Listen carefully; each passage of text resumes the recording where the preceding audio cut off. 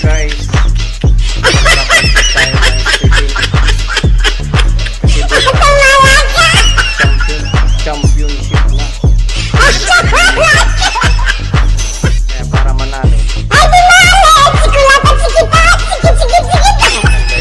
Magpapractice para pagdating sa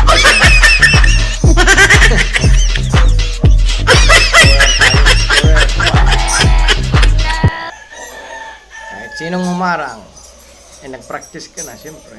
Kabisado mo na yan. Stepping pa lang, atras abante, oh. Kaway-kaway sa taas. Pag binigyan ka ng bola, tira mo agad. Oh my God! Pasa. Dribble. Tira.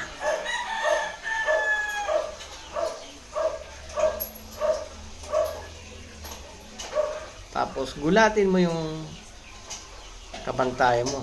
Bigla mong jump shot. Ayun, sapul. Wow! 3 point.